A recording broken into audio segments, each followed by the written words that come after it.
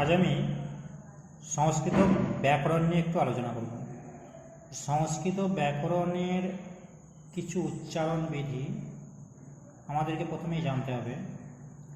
আর সেই সম্পর্কে প্রথমে আমি বলবো, মানে সংস্কৃত কিছু উচ্চারণ উচ্চারণগুলো আমরা ঠিকঠাক না করার জন্য কি হয়, অনেক ক্ষেত্রে হসন্তের ভুল হয়, বিসর্গের ভুল হয়, ঠিক আছে। কিন্তু সঠিক উচ্চারণগুলো যদি ঠিক রেখে বা উচ্চারণের নিয়মকে মেনে যদি আমরা উচ্চারণ করি বা কোনো জিনিসকে সংস্কৃতে পড়ি, তাহলে সেই জায়গার সেই যে হসন্তের ভুলগুলো, বিসর্গের ভুলগুলো কিন্তু হওয়ার সম্ভাবনা কমে যাবে অনেকটাই।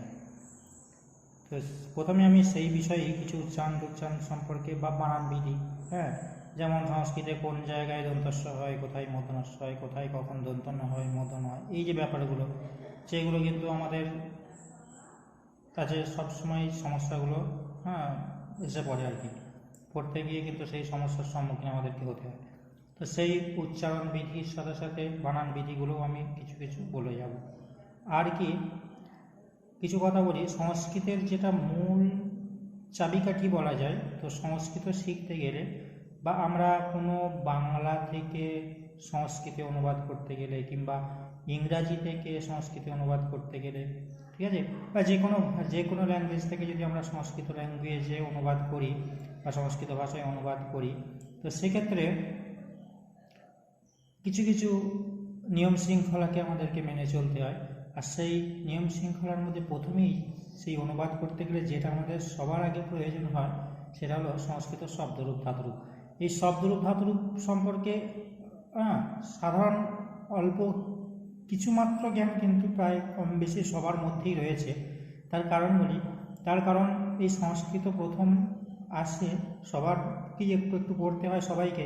কোন সময় না, ক্লাস 7-8-এ, ঠিক আছে। তো ক্লাস 7-8-এ যখন সংস্কৃত পড়া হয়, তখন কিছু না হলেও অন্তত সেই শব্দরূপ নর লতা, কিছু শব্দরূপ নর করে আমরা কিন্তু পুরো মুখস্থ করে যাই। কিন্তু কেন পড়ি ওগুলো, এই যে শব্দরূপ ধাতুরূপ আমরা পড়ি, ওগুলো কী জন্য, ওগুলো কী কারণ, ঠিক আছে, ওগুলো পড়বো কেন বা ওগুলো থেকে ওগুলো কী কাজে লাগাবো আমরা, সেই সব নিয়ে কিন্তু তখন অতটা ভাবে না বা ভাবা হয় না। তো যাই হোক, তো ওইগুলো যে কতটা গুরুত্বপূর্ণ, ওইগুলোই যে সংস্কৃতের মূল চাবিকাঠি বলা যায় আর কি, ঠিক আছে। ওইগুলো থেকেই সংস্কৃত সমস্ত সেন্টেন্স, সমস্ত যেটা বলি বাক্য, ঠিক আছে, সব কিন্তু তৈরি হচ্ছে বা সমস্ত অনুবাদ কিন্তু আমাদেরকে করতে হবে ওই শব্দরূপ আর ধাতুরূপের সূত্রগুলোকে ধরে ধরেই, ঠিক আছে। তো যাই হোক, এখন আমি প্রথমেই যেটা আসবো, সংস্কৃত ব্যাকরণের শুরু একদম প্রাথমিক পর্ব। তো সেই প্রাথমিক পর্বে আমরা বলি যেটা সুবিভক্তির একটা ছক, অনেকেই জানো সুবিভক্তির ছক। তো সুবিভক্তির যে ছক থেকে সমস্ত শব্দরূপগুলো এসেছে, যেমন নর শব্দ, লতা শব্দ, মুনি শব্দ, নদী শব্দ, প্রত্যেক কারান্তের যে শব্দ, সেই শব্দগুলো কিন্তু এসেছে মূল ওই ছকটা থেকেই, যেটা হচ্ছে সুবিভক্তি। তো সেই সুবিভক্তির ছকটা আমি একটু হালকা করে প্রথমে বলে যাব, ঠিক আছে। তো সেই সুবিভক্তি জিনিসটার ব্যাপারে বলি, সুবিভক্তি কী কাজে লাগে বা কোথায় আমরা সুবিভক্তিকে প্রয়োগ করব। প্রথমেই বলছি, দেখো যে এই যে এখানে লেখা আছে সুবিভক্তি, উপরে লেখা আছে এই যে সুবিভক্তির রূপ, ঠিক আছে। এখানে দেওয়া আছে, দেখো সুবিভক্তির এই যে একবচন, দ্বিবচন, বহুবচন, যেমন শব্দরূপের ছক হয়, উপর নিচে প্রথমা, দ্বিতীয়া, তৃতীয়া, চতুর্থী করে লেখা আছে, ঠিক আছে। তো এবারে যেটা আছে সু, এই যে এখানে লেখা আছে সু, দুদশয় আসর সু, ঠিক আছে, ব্যাকেটে লিখছি আমি বিসর্গ। এই সু থেকে কিন্তু বিভিন্ন শব্দরূপে বিভিন্ন রকম আসে, কোথাও বিসর্গ চলে আসে ডাইরেক্ট সরাসরি, যেমন নর শব্দ বলি, নর শব্দের প্রথম আর একবচনে গিয়ে দন্তন রয়ে বিসর্গ, এখানে সরাসরি বিসর্গটা আসছে, ঠিক আছে, তাই তো। কোথাও অয়ে বিসর্গ, ওই জন্যই আমরা বলছি নর, যেমন নর মানে বিসর্গ ওখানে আসছে। আবার কোথাও আসে, যেমন লতা শব্দ, লতাল, লতা শব্দের প্রথম আর একবচনে কি লতা, ঠিক আছে, আটা আসছে, এইরকম ব্যাপার আর কি। তো এই সুবিভক্তিকে কাজে লাগিয়ে কিন্তু আমরা ওই প্রত্যেক শব্দের প্রথম আর একবচনের প্রয়োগগুলো করব। দ্বিবচন ও, যেমন নর শব্দের প্রথম আর দ্বিবচনে কি, এই যে এইদিকে আছে নর শব্দের প্রথম আর দ্বিবচন নরৌ। এই নরৌটা এসছে কোথা থেকে, নরটা এসছে হচ্ছে মূল শব্দ, মূল যেটা এটাকে বলি, এটাকেও সবসময় শব্দরূপের মূল বলি, ঠিক আছে, মানে প্রাতিপদিকগুলো, এই যে নর উপরে লেখা আছে লাল কালিতে, ঠিক আছে, এটা হচ্ছে যে কোনো শব্দরূপের মূল প্রাতিপদিক, ঠিক আছে। তো এই প্রাতিপদিকটার সঙ্গে আমরা সবসময় এই দিকের এই যে সুবিভক্তিগুলো, সু ও যশ, এগুলোকে যোগ করলেই কিন্তু আমরা এই শব্দরূপগুলো পাবো, এই শব্দের রূপগুলো বদলে বদলে যাবে, ঠিক আছে। যেমন এই যে মূল শব্দ কি বললাম, নর, এই নরর সঙ্গে যখনই আমরা এই সুটা যোগ করব তখন পাবো কোনটা, নর, প্রথম আর একবচনে নর, ঠিক আছে। আবার এই নরর সঙ্গে এই যে লাল কালি লেখা আছে নর, এই নরের সঙ্গে আমরা এখানে ঔটা যখন যোগ করবো, ঔ, এই যে এদিকে লেখা আছে ঔ, ঠিক আছে, তখন আমরা কোনটা পাবো, এখানে এই যে নরৌ, ঠিক আছে, মানে ঔ থেকে ঔ ঔ আসছে। বা যশ, যশের মধ্যে আহ আসে, এই যে ব্যাকেটে লেখা আছে আহ, আনি, অন্তস্থ এ বিসর্গ, অয়ে বিসর্গ, এই ব্যাপারগুলো কিন্তু আসে। তো যশটা আমরা কী করে পড়বো, এই মূল শব্দ নর, নরের সঙ্গে যশ যোগ করলে কি, নরা, ঠিক আছে। ঠিক এইরকমভাবে প্রত্যেকটা বিভক্তি কিন্তু এইভাবেই আমরা এই ছকটাকে প্রয়োগ করে করে এই শব্দরূপগুলো, যে কোনো শব্দ, যেমন ফল শব্দ যদি যায়, লতা শব্দ বলে কি, মূল শব্দ লতা, লতার সঙ্গে এই যে সুটাই যোগ হবে, তাহলে লতা, ঠিক আছে। তারপর লতা শব্দের প্রথম আর দ্বিবচনে লতার সঙ্গে কী হবে, ঔ যোগ করলে তখন হবে কিন্তু লতে, ওটা একটু বদলে যায়, ওটা কিন্তু একই রকম আসবে, লতা লতে হয়ে যাবে, ঠিক আছে, মানে ঔ থেকে তখন এও আসে, লতা লতে লতা, এরকম প্রয়োগগুলো, ঠিক আছে। যেমন যশ, লতাযুক্ত যশ করলে কি, লতাযুক্ত যশ করলে এই যে এখানে প্রয়োগটাই কিন্তু আসবে, লতাযুক্ত যশ করলে এখানে যেমন নরা আছে আকারে বিসর্গটা, এই যে লতাযুক্ত যশ করলে এখানে আকারে বিসর্গটা লতা, এটাই আসবে, ঠিক আছে। তো যাই হোক, এই ছকটাকে ধরে আমরা শব্দরূপগুলো মোট কথা তৈরি করব, ঠিক আছে, গেল। তো এবারে আমি যেটা আসবো মূল যেটা শব্দ, নর শব্দ। নর শব্দ নিয়ে অনেক কিছু জিনিস আমাদের কিন্তু জানার আছে। নর শব্দকে শুধু নর, নরৌ, নরা, নরম, নরৌ, নরান করে আমরা মুখস্থ করে নিলেই কিন্তু সেটাই সব কাজ হয়ে গেল না, ঠিক আছে, অনেক কিছুই বাকি থেকে যায়। তো কী কী সেগুলো আমরা বলবো এখন। প্রথমেই বলি নর, এই যে নর শব্দের দেখো প্রথমে আইডিয়া আমাদের যে কোনো শব্দ পড়তে গেলে ধারণাগুলো নিয়ে আসতে হবে, যে স্ট্রাকচারটা, যেমন ওপরে লেখা আছে দেখো একবচন, দ্বিবচন, বহুবচন, এদিকে প্রথমা, দ্বিতীয়া, তৃতীয়া, চতুর্থী, পঞ্চমী, ষষ্ঠী, সপ্তমী, 7টা বিভক্তি, আর একটা সম্বোধন আছে, সম্বোধনটা সেরকম কিছু প্রয়োগ এখানে তো প্রয়োজন নেই বলে আমি এখন লিখিনি, ঠিক আছে। তো এই 7টা অন্তত 7টা বিভক্তিকে আমাদেরকে জেনে রাখতে হবে, ঠিক আছে। তো প্রথমা বিভক্তি, এই যে উপরে লেখা আছে প্রথমা বিভক্তি, দ্বিতীয়া বিভক্তি, ঠিক আছে। এই বিভক্তিগুলোর কাজগুলো আমি পরে বলছি, এগুলো কারক থেকে, কারকের নিয়ম মেনে করতে হবে আর কি। তো তার আগে আমি একটা উচ্চারণ বলবো, উচ্চারণগুলো কী করে করবো, যে কোনো শব্দরূপ পড়তে গেলে নরদেই আমি বোঝাচ্ছি, হ্যাঁ। তো বিসর্গের উচ্চারণ যেটা আমরা ভুল করি, আমরা যখন সংস্কৃত যে কোনো শব্দ উচ্চারণ করব সবসময় বিসর্গের জায়গাগুলো একটু হকে টেনে উচ্চারণ করবো, যেমন নরহ, এই যে নর শব্দের প্রথম আর একবচনে বিসর্গটা আছে নরহ, নরহ, এই যে হকে টানছি, এই উচ্চারণটা করে যদি আমরা পড়ি তাহলে কিন্তু এই বিসর্গটা আর কোথাও কোনোদিন ভুল হবে না। তখন অটোমেটিক্যালি মাথায় আসবে যে আমি এখানে তো এরকম হয়ের টান দিয়ে পড়েছি, মানে এখানে বিসর্গ ছিল, নরৌ, ঔ, নরাহা, এই যে নরহা, এই যে আকার বিসর্গ আছে, বিসর্গ মানে এখানে হকে টানবো একটু, ঠিক আছে। এই যে সবসময় বিসর্গের উচ্চারণ করতে গেলে সংস্কৃত একটু হকে টানতে হয়, ঠিক আছে। এবারে যেটা বলি নরম, দ্বিতীয় এক বছর নরম, ময় হসন্ত আছে, এই জায়গাটা আমরা ভুল করি, নরম হসন্ত, অনেক সময় মানে ম্যাক্সিমাম সময় হসন্তের ভুল হয়, তো কিন্তু সংস্কৃতের ক্ষেত্রে এটা মোটেই উচিত নয়, মানে হসন্তটা ভুল হলে সেটা কিন্তু সম্পূর্ণরূপে ভুল ধরা হবে, ঠিক আছে। তো কোনো সংস্কৃত কেন যে কোনো ব্যাকরণের ক্ষেত্রেই, ঠিক আছে, নিখুঁত হতে হয়, একটা হসন্ত বিসর্গেরও কিন্তু মূল্য থাকে। তো যাই হোক, এখানে দেখো নরম লেখা আছে, দন্তনরময় হসন্ত আছে, এই যে আমরা হসন্তটা দেবো কোথায় আর কোথায় দেবো না এটা নিয়ে একটু বলি। যখন নরম যখন বলছি, নরম উচ্চারণটা আমরা প্রথমেই বললাম, হসন্তটা আছে বলেই কিন্তু আমি বললাম নরম, আর যদি হসন্তটা না থাকতো এই জায়গায় আমি উচ্চারণটা কী করতাম, নরমঃ, দন্তনরম, নরম, নরম, অকে টানতাম, ঠিক আছে। কিন্তু হসন্তটা এখানে আছে বলেই আমরা নরম এই উচ্চারণ করব না, উচ্চারণটা করবো নরম, ঠিক আছে। তাহলে যখনই আমরা নরম, নরৌ, নরান এই উচ্চারণ করছি, নরম, নরৌ, নরান, হ্যাঁ, নরম, নরৌ, নরান, দেখো নরান, এখানেও দেখো নরন দন্তনে হসন্ত আছে বলে নরান বলছি, আর যদি হসন্ত না থাকতো উচ্চারণ কী করতাম, নরান, নরান, এই ব্যাপারটা, ঠিক আছে।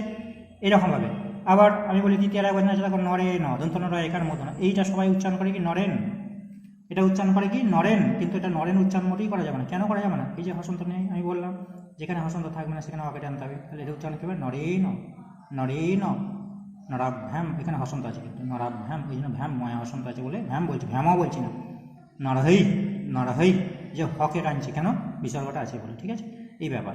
নরায়, দেখো এখানে নরায়, নরাই উচ্চারণ মোটেই করবো না, নরায় অন্তস্থ আছে বলে, এখানে হসন্ত নেই বলে নরায়, ঠিক আছে। যদি হসন্ত থাকতো নরাই, হসন্ত থাকলে হতো নরাই, ঠিক আছে। যাই হোক, হসন্তের ভুল আশা করি আর হবে না যদি ঠিকঠাক করে একটু বুঝতে পারবো এগুলো, হ্যাঁ, যেগুলো বললাম। এবারে বলি দন্তনা মধ্যনের ব্যাপার। এখানে দেখো দন্তন্য, দ্বিতীয়ার বহুবচন আমরা দেখতে পাচ্ছি দন্তনে হসন্ত, ঠিক আছে। আবার তৃতীয়ার এক বচনে দেখতে পাচ্ছি এখানে নরেন, দন্তন রয়কার মূর্ধন্য, ঠিক আছে, এই যে ব্যাপারগুলো। আবার ষষ্ঠীর বহুবচনে হচ্ছে মূর্ধন্য, ঠিক আছে। তাহলে এই ব্যাপারগুলো এগুলো কখন কি হচ্ছে, হ্যাঁ বলি, প্রথমেই বলি সাধারণত নিয়ম হচ্ছে র আর স, র আর স উচ্চারণের পর দন্তন মূর্ধন্য, র আর স, স মানে মূর্ধন্য স, হ্যাঁ র মূর্ধন্য স, এই উচ্চারণগুলোর পর কিন্তু কি হয়, মূর্ধন্য হয়, এটা সাধারণ নিয়ম। তো কিন্তু আমরা এই ক্ষেত্রে দেখতে পাচ্ছি, দেখো রই আছে, রয়ের পরে কিন্তু এখানে দন্তন্য হয়েছে, কিন্তু তৃতীয় এক বছরে দেখো র আছে, রয়ের পরে কিন্তু এখানে মধ্যম উচ্চারণ হচ্ছে, মানে এটা নিয়মটা সঠিক নিয়ম কিন্তু মেনেছে, রয়ের পর মধ্যমের উচ্চারণ, কিন্তু এ বদলে গেছে। এর নিয়ম বলি, রয়ের পর যদি আকার থাকে তখন কিন্তু কি হয়, মূর্ধন্যটা দন্তন্য হয়ে যায়, এখানে যেটা হয়েছে। এবারে বলি ষষ্ঠীর বহুবচনে, তাহলে হয়তো এখান থেকে প্রশ্ন আসবে যে তাহলে তো ষষ্ঠীর বহুবচনে রয়ের পর আকারই আছে, ঠিক আছে, কিন্তু রয়ের পর আকার থাকলে দেখতে হবে, এই যে রয়ের পর আকার থাকলেও এখানে কিন্তু শুধু মূর্ধন্য আকার কেন হলো, দন্তন্য কেন হলো না, এখানে ওর আকার আছে বলে দন্তন্য হলো, কিন্তু এখানে দেখো এর উচ্চারণটা হচ্ছে দন্তন্য আকার ম নয়, এখানে হচ্ছে মূর্ধন্য আকার পর একটা ময়া হসন্ত আছে বলে, ঠিক আছে, স্বাধীনভাবে উচ্চারণটা হচ্ছে না বলে মকে নিয়ে উচ্চারণ হচ্ছে, যার জন্য এখানে কিন্তু পাল্টে গেল, এখানে মূর্ধন্য হয়ে গেল, এরকম ব্যাপারগুলো। হ্যাঁ এবারে বলি সু, যেমন সপ্তমীর বহুবচন, যে কোনো শব্দরূপে দেখবে এই সপ্তমীর বহুবচন এই জায়গাটা, যেমন নর শব্দ, লতা শব্দ, মুনি শব্দ, সব জায়গায় সু আছে, মুনি শব্দে মুনিসু, লতা শব্দে লতাসু, নর শব্দের নরেসু, তবে পার্থক্য কোথায়, কোথাও আছে মধ্যনাশ্রয় হর্ষ, কোথাও আছে দন্তাশ্রয় হর্ষ, এখানে দেখতে পাচ্ছি আমরা মধ্যনাশ্রয় হর্ষ আছে। তো এই যে ব্যাপারটা, এই মধ্যনাশ্রয় হর্ষ কোথায় হবে, দন্তাশ্রয় হর্ষ কোথায় হবে, ঠিক আছে, এই ব্যাপারে একটু আমাদেরকে জেনে নিতে হবে। তো দেখে নেব আমরা, যখন অ আর আয়ের পরে থাকবে, অকার আর আকারের পরে হয় দন্তস্ব, ঠিক আছে, এখানে দেখতে পাচ্ছি নরে একার আছে, নরে একারের পর উচ্চারণ হচ্ছে, এই জন্য মধ্যনাস্য হর্ষ। কিন্তু লতাসু যদি বলি, ল তয়ে আকার, আকারের পর দন্তস্ব হর্ষ, লতাসু। ঠিক আছে, কর্মসু যদি বলি, ক ময়ের দন্তস্ব হর্ষ, কর্ম, ম মানে অ এর পর উচ্চারণ হচ্ছে, ওখানে দন্তস্ব। তাহলে আমি বললাম অ আর আয়ের উচ্চারণের পর তখন কি হয়, দন্তস্ব হয়, ঠিক আছে। কিন্তু মুনিসু যদি বলি, মুনি হর্ষই আছে, অ পাচ্ছি না, যার জন্য এখানে মধ্যনাস্য হর্ষ। নরেসু একার আছে, যার জন্য এখানে মধ্যনাস্য, ঠিক আছে। তো মোটামুটি এই উচ্চারণগুলো আমাদেরকে ঠিক রাখতে হবে, এইভাবে উচ্চারণ করে যদি আমরা পড়ি তাহলে কিন্তু মোটামুটি কোনো শব্দরূপটাই ভুল হবে না, ঠিক আছে, হসন্তের উচ্চারণের ভুল হবে না, দন্তন্য মধ্যনের উচ্চারণ ভুল হবে না, হ্যাঁ দন্তস্ব মধ্যনাশ্রয়ের প্রয়োগগুলো কখনই ভুল হবে না, ঠিক আছে, যদি আমরা এভাবে ঠিকঠাক করে উচ্চারণ করে পড়ি। এবারে যেটা বলি, আমরা শব্দরূপ তো পড়ি, তো শব্দরূপের যে প্রত্যেকটা, এই যে ছকটার মধ্যে আমরা দেখতে পাচ্ছি 7টা বিভক্তি, আর এদিকে 3টে 3 7 21টা, এখানে যে 21টা রূপ আছে, এই 21টা রূপেরই কিন্তু প্রত্যেকটার যে একটা করে অর্থ আছে, এগুলো শুধু মুখস্থ করার জন্য নয়, যে নরা মুখস্থ করে নিলাম, এটা নয়, এগুলো প্রত্যেকটার একটা অর্থ আছে, যেই অর্থগুলোকে আমাদেরকে কাজে লাগাতে হয়, ঠিক আছে, সেই কাজে লাগিয়েই কিন্তু আমরা সংস্কৃত অনুবাদগুলো করি। তো এখানে দেখো নরহ, হ্যাঁ নর মানে ব্যাকেটে লিখেছি আমি লোকটি, মানে এর মানে কিন্তু লোকটি, নরৌ মানে লোক দুটি, নরা মানে লোকগুলি, এই যে ব্যাপারটা কি করে হলো, এই মানেগুলো আমরা কিভাবে করব সে ব্যাপারে বলি। তো এইগুলো বলি, এই যে প্রথমা লেখা আছে, প্রথমা মানে সবসময় সংস্কৃতে কর্তৃকারক, ঠিক আছে, বাংলায় আমরা পড়েছি কর্তৃকারক, কর্মকারক, 6টা কারক আমরা পড়েছিলাম, কর্তৃ, কর্ম, করণ, নিমিত্ত, এই যে অপাদান, এখানে সম্বন্ধ পদ, ঠিক আছে, যেটা অকারক, আর এর অধিকরণ কারক, ঠিক আছে, 6টা কারক, একটা হচ্ছে পদ, সম্বন্ধ পদ, মানে এটা কারক না, এটা হচ্ছে অকারক। তো এই যে বাংলায় কারকগুলো পড়েছি, তো এই কারকগুলোই এখানে, ঠিক আছে, আমরা সংস্কৃতে কী করব না, বাংলায় যেটাকে আমরা কর্তৃকারক বলে জেনেছি, সেটাকে আমরা সংস্কৃতে সবসময় প্রথমা বিভক্তি ধরে নেব, প্রথমা বিভক্তি দিয়ে সংস্কৃতে অনুবাদ করব। বাংলায় যেটা আমরা পড়েছি কর্মকারক, সেটাকে আমরা সংস্কৃতে সবসময় দ্বিতীয় বিভক্তি দিয়ে ধরে নেব, ঠিক আছে। বাংলায় যেটা পড়েছি করণকারক, সংস্কৃতে সেটা তৃতীয় বিভক্তি, ঠিক আছে, এরকম করে আর কি, ঠিক আছে। পরপর কর্তৃ, কর্ম, যেটার পর যেটা দেখো পরপর এই যথাক্রমই এখানে লেখা আছে, ঠিক আছে। তাহলে যেহেতু এটার যথাক্রম, এইটার যথাক্রমটা মনে রাখলেই কিন্তু এটা মনে রাখাটা, বিভক্তিটা মনে রাখাটা কোনো সমস্যাই নেই। এটা প্রথমা, দ্বিতীয়, তৃতীয়, চতুর্থী, তাহলে প্রথমার জন্য কর্তৃকারক প্রথমেই থাকে আমরা জানি, দ্বিতীয়ার জন্য কর্মকারক, কর্তৃকারকের পরেই কর্মকারকের স্থান, ঠিক আছে, তৃতীয়ার জন্য করণকারক, তাহলে করণ তৃতীয় 3 নম্বরেই থাকে, ঠিক আছে। এই ছক মনে রাখলে কিন্তু, এটা যদি যথাক্রমে মনে রাখা হয় তাহলে কিন্তু এখানে 7টা বিভক্তি ভুল হবে না, গেল। এবারে লক্ষণ, বাংলা আমরা কারকের লক্ষণ পড়েছি, বাংলায় যখন কারক পড়তাম, কর্তৃকারকের ক্ষেত্রে কী লিখেছিলাম, কে বা কাহারা দিয়ে প্রশ্ন করলে, বা টি, টা, খানা, খানি, গুলোগুলি, এইগুলো থাকে, ঠিক আছে, যেমন লোকটি, হ্যাঁ লোকটি যাচ্ছে, এরকম বাক্য বলতে পারি, লোকটি খাচ্ছে, ঠিক আছে, লোকেরা খাচ্ছে, এই যে কাহারা, ঠিক আছে, হ্যাঁ লোকটি খাচ্ছে, কে খাচ্ছে, ঠিক আছে, বা লোকগুলি খাচ্ছে, এরকম করে আমরা বলতে পারি, হ্যাঁ, লোকগুলো খাচ্ছে, যে গুলোগুলি, এগুলো সব কর্তৃকারকের থেকে। তো যে কাজটা করে এক কথায় সে কর্তৃকারক, আর সেই কর্তৃকারকের সময় কিন্তু এই নির্দেশকগুলো আমরা প্রয়োগ করতে পারি, ঠিক আছে, বা এই বিভক্তিগুলো প্রয়োগ করতে পারি। হয়েছে? তাহলে টিটা, খানাখানি, গুলোগুলি বা কে বা কাহারা এরকম প্রশ্ন করলে সেগুলো আমরা কর্তৃকারক ধরব। আর যখনই চিনে যাবো এটা কর্তৃকারক, তাহলে কর্তৃকারক মানেই সবসময় আমরা বুঝে নেবো যে একটা বাক্যের মধ্যে যদি বলি লোকটি খাচ্ছে, কে খাচ্ছে, প্রশ্ন করলাম কে খাচ্ছে, তাহলে ধরে নেবো এটা কর্তৃকারকে আছে। তাহলে লোকটির জায়গাটা আমরা সবসময় এই প্রথমা বিভক্তির প্রয়োগটা কিন্তু দেবো। এবারে লোকটি বলছি মানে কজন? একজন, তাহলে নারা, এই যে প্রথমার এক বচনে লেখা আছে, প্রথমার এক বচন, ঠিক আছে। আচ্ছা, যদি বলি লোক দুটি খাচ্ছে, তাই তো, তাহলে লোক দুটি বললে দ্বিবচন, প্রথমার দ্বিবচনে দেখো নরও আছে কি না, নরও, তাহলে লোক দুটি হয়ে গেল। তাহলে কারা খাচ্ছে, কে বা কারা দিয়ে প্রশ্ন করলে তাহলে কর্তৃকারকের প্রয়োগ। এবারে লোকেরা খাচ্ছে বা লোকগুলি খাচ্ছে, তাহলে বহুবচন, সেখানেও কর্তার কাজ করছে লোকগুলো, কর্তৃকারকই আছে, তাহলে লোকগুলি বহুবচন, শুধুমাত্র বহু বচনগুলো পাল্টে যাচ্ছে, তাই না, এটা বহুবচন লোকগুলি বলছি, এরকম ব্যাপার। এবারে কি বা কাহাকে দিয়ে প্রশ্ন করলে কর্মকারক লেখা আছে, কর্মকারক কি বা কাহাকে বা টিকে টাকে এইগুলোর সঙ্গে আমি কে একটা করে যোগ করে দিয়েছি, ঠিক আছে, এই যে অর্থগুলো, এইগুলো হলে কর্মকারক। এবারে বলি কর্মকারকের ক্ষেত্রে সবসময় কী হবে, দ্বিতীয় বিভক্তি দিয়ে প্রয়োগ হবে। এই যে দ্বিতীয় বিভক্তি লেখা আছে কর্মকারকের ক্ষেত্রে, তাহলে নরম, প্রথমার এক বচন, দ্বিতীয় এক বচনে কি আছে, নরম আছে, তাহলে নরম মানে কি হবে, লোকটিকে। তাহলে কি বা কাকে দিয়ে প্রশ্ন করলে কর্মকারক আমি বলেই দিয়েছি প্রথমে, কি বা কাকে, তাহলে নরম মানে কি হবে, লোকটিকে, নরম মানে কি হবে, লোক দুটিকে, দ্বিবচন, নরম মানে কি হবে, লোকগুলিকে, ঠিক আছে। এবার তৃতীয়ায় দ্বারা দেয়া কর্তৃক হয় সবসময়, তৃতীয় বিভক্তি লক্ষণ দ্বারা দেয়া কর্তৃক আমরা জানি, বা হেতু অর্থ বা সহ অর্থ বা সহযোগ, এসব অর্থগুলো হয়, ঠিক আছে। তো এখানে আমরা তৃতীয় বিভক্তির ক্ষেত্রে কি করবো, নরে ন, নরে ন মানে কি, লোকটির দ্বারা, নরাভ্যাম মানে লোক দুটির দ্বারা, নরহেই রয় বিসর্গ আছে, ঠিক আছে, মানে লোককে দের দ্বারা বা লোকগুলির দ্বারা, ঠিক আছে। তাহলে অনেকগুলো লোক আছে, তাহলে সব দ্বারা দেওয়া, তৃতীয়া মানেই দ্বারা দেওয়া, তৃতীয়া মানেই করণ, করণ মানেই দ্বারা দেওয়া। চতুর্থী মানেই কি, চতুর্থী মানেই হচ্ছে সম্প্রদান বা নিমিত্ত, জন্য, নিমিত্ত, উদ্দেশ্য বা দান অর্থ, কাউকে দান করা, এসব অর্থ হবে। চতুর্থী আছে, চতুর্থী মানে নরায়, নরায় মানে কি, লোকটির জন্য, একটা লোক আছে, এক বচন যেহেতু, ঠিক আছে। তারপরে কি, নরাভ্যাম মানে কি, দ্বিবচন, এই যে দ্বিবচন, তাহলে লোক দুটির জন্য, চতুর্থী যেহেতু আছে, চতুর্থী সবসময় কি দ্বিবচন হবে। নরেভ্য, লোকগুলির জন্য, ঠিক আছে, এরকম। এবারে হইতে থেকে হলে অপাদান কারক আমরা জানি, এই যে অপাদান কারক লেখা আছে, হইতে থেকে চেয়ে অপেক্ষা, ঠিক আছে। তাহলে অপাদান কারক যখনই থাকবে সবসময় আমরা সেটাকে পঞ্চমী বিভক্তি ধরে নেব। অপাদান কারক মানেই বাংলায় যেটা অপাদান কারক, হয়তো বললো লোকটি গাছ থেকে পড়লো, বা হ্যাঁ লোকটির অপেক্ষা, এরকম বললাম, লোকটির অপেক্ষা ছেলেটি ভদ্র, ঠিক আছে, এরকম যদি বাক্য বলি, লোকটির অপেক্ষা ছেলেটি ভদ্র, এই যে লোকটির অপেক্ষা, অপেক্ষা অর্থ যেখানেই বোঝাবে আমরা সঙ্গে সঙ্গে ধরে নেবো, তাহলে অপেক্ষা অর্থ বোঝাচ্ছে, এটা আমাকে অপাদান কারক, তার মানে পঞ্চমী বিভক্তি দিয়ে প্রয়োগ দিতে হবে। লোকটির অপেক্ষা বলে নরাত, লোক দুটির অপেক্ষা বলে দ্বিবচনে দিতে হবে নরাত, নরে, এরকম করে অনেকগুলো লোক বোঝালে, লোকগুলির অপেক্ষা বললে, হ্যাঁ, তাহলে বহুবচনে দেবো নরেভ্য, নরেভ্য, এই যে লেখা আছে, ঠিক আছে।